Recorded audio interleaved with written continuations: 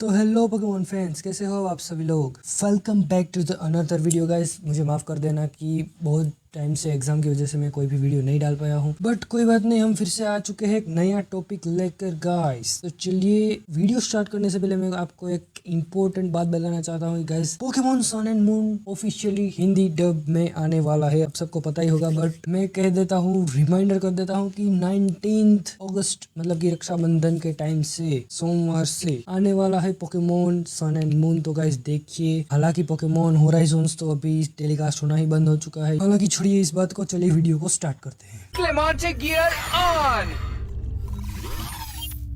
तो गाइस हमने मतलब कि बहुत कुछ देखा, जैसे कि मेगा इवोल्यूशन, मेगा स्टोन और की स्टोन की मदद से होता है, जायगेंट मैक्स पोकेमॉन्स, वो सब भी देख चुके हैं, और उसके साथ साथ एस ग्रेनिंजा का बॉन्ड फेनोमेनन भी देख चुके हैं। बट गाइस पोकेमॉन होराइजन्स में कुछ नया ही आ चुका है, टेरेस्ट्रियल फेनोमेनन। अगर गाइस आप पोकेमॉन होराइजन्स अगर जो लाइव टेलीकास्ट होता था अगर वो देखा होगा, या फिर जापानीज या फिर इंग्लिश डब में अगर देखा होगा, तो आपको पता होगा कि फ्रीड और ब्रेसियस मतलब कि हिंदी में राणा जी जो जिम लीडर थे, सेकेंड जिम लीडर, तो उसके पास टेरेस्ट्रियल मतलब कि अपने पोकेमॉन को टेरेस्ट्रियलाइज करने का मतलब कि पोकेबॉल टाइप का कुछ था। तो वो टेरेस्ट्रियलाइजेशन कैसे होता है उसको जानने के लिए हमें पहले जाननी होगी उसकी हिस्ट्री, और वो किस तरह से मतलब कि टेरेस्ट्रियल होता है, वो सभी हम देखेंगे। ये है वीडियो नंबर 1 मतलब कि पार्ट 1, इसमें हम सिर्फ उसकी हिस्ट्री देखेंगे। अगर तो टेरेस्ट्रियल फेनोमेनन, और या आप कह सकते हैं टेरेस्ट्रियलाइजेशन, ये एक टेम्पररी ट्रांसफॉर्मेशन इफेक्ट है, मतलब कि जो पोकेमॉन को अफेक्ट करती है, जिससे पोकेमॉन एक तरह से लाइक क्रिस्टल टाइप का देखने को लगता है, जेम जैसा, और उसके साथ साथ उसका अपीयरेंस मतलब कि अपीयरेंस जेम के जैसा बदल जाता है, और उसके साथ साथ उसके टाइप्स भी बदल जाते हैं। तो टेरेस्ट्रियलाइजेशन में बहुत सारी मिस्ट्री है, और वो सिर्फ पाल्डिया रीजन में ही पाया जाता है, ऐसा पहले लगता था प्रोफेसर सेडेस और प्रोफेसर ट्यूरोवी को। बट बाद में इसकी शोध में पता चला, मतलब कि वो प्रोफेसर सेडेस और प्रोफेसर ट्यूरोवी उसके बारे में रिसर्च कर रहे थे, और बाद में पता चला कि ये तो किताकामी रीजन में भी है। अगर आपको पता नहीं कि भाई किताकामी रीजन कौन सा है, तो guys Kitakami region Scarlet and Violet game में बताया गया है हमें। साथ साथ पाल्डिया और किताकामी रीजन दोनों के मटेरियल्स की मदद से, तो यूनोवा रीजन में ब्लूबेरी एकेडमी उसके मैदान में टेक्नोलॉजी के मदद से मतलब कि उसे किया गया, मतलब कि हुआ था मतलब कि ये पहली बार नहीं हुआ था, रिपीट हुआ था। तो पता चला कि पहली बार कब हुआ था। तो टेरेस्ट्रियलाइजेशन पहली बार 140 साल पाल्डिया रीजन के ग्रेट क्रेटर के तल पर एक टेरेस्ट्रियलाइज पोकेमॉन पाया गया था, एरिया 0 में। हालांकि क्रेटर से टेरेस्ट्रियलाइज पोकेमॉन को हटाने की मतलब कि बहुत सारे प्रयास किए गए, और जिसकी वजह से हमें रिसर्च पेपर होते हैं ना, उसकी हमें कुछ भी डिटेल्स नहीं मिल गई।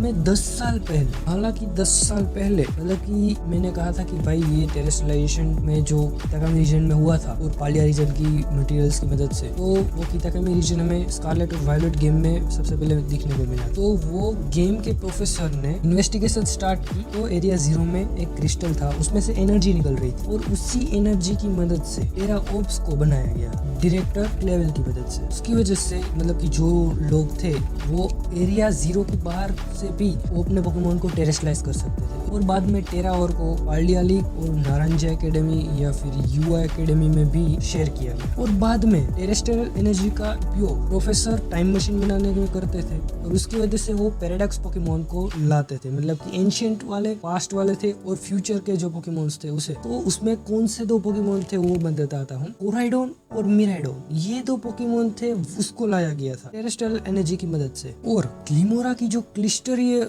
मतलब कि जो पेटल्स होती है, जो हम कहते हैं ना पंखुड़िया टाइप, तो वो टेरा ज्वेल से मिलती होती है, और वो सबसे पहले जो टेरेस्ट्रियलाइजेशन हुआ था उसकी दौरान हमें दिखाई गई थी, और अभी तक वो नहीं पता है कि ग्लिमोरा और टेरेस्ट्रियलाइजेशन के बीच कोई भी कनेक्शन है या नहीं। हालांकि उनमें से कई एरिया 0 में पाए जा चुके हैं। उसके अलावा भी TM-171 मतलब कि एक टेरा ब्लास्ट बनाने में भी 8 ग्लिमेट क्रिस्टल की जरूरत होती है, जिसकी मदद से वो अपने मुंह को चेंज कर सके, टेरेस्ट्रियलाइजेशन से अपना टाइप चेंज कर सके। बाद में Scarlet book and Violet book में से एक हमें हिंट भी मिलती है, जो बताती है कि ये मतलब कि टेरेस्ट्रियलाइजेशन है वो किसी एक पोकेमॉन से जुड़ा हुआ है, जो पोकेमॉन हेक्सागोन की ओवरलैपिंग डिस्क की मदद से बना हुआ हो, इस तरह से दिखता है। और पर उसकी कोई भी मतलब कि सच्चाई कंफर्म नहीं हुआ है कि ये सच में इसी पोकेमॉन से जुड़ा हुआ है या फिर नहीं। बाद में स्टेशन नंबर 1 की रिसर्च में एक जर्नल पाई गई, उस जर्नल में पोकेमोन का एग्जिस्टेंस भी दिखाया गया है और उसके साथ साथ टेरेस्ट्रलाइजेशन से उसकी रिलेशनशिप भी दिखाई गई है। और जर्नल में लिखा था कि हमें जो क्रिस्टलाइजेशन से जो एनर्जी मिलती है वो एक पोकेमोन से जुड़ी हुई है जिसके पास हेक्सागोनल शेल है जिसे हम टेरेस्ट्रलाइजिंग कहते हैं। और बाद में ये पोकेमोन का पता चला जो था 19th tera type and stellar type जिसका नाम है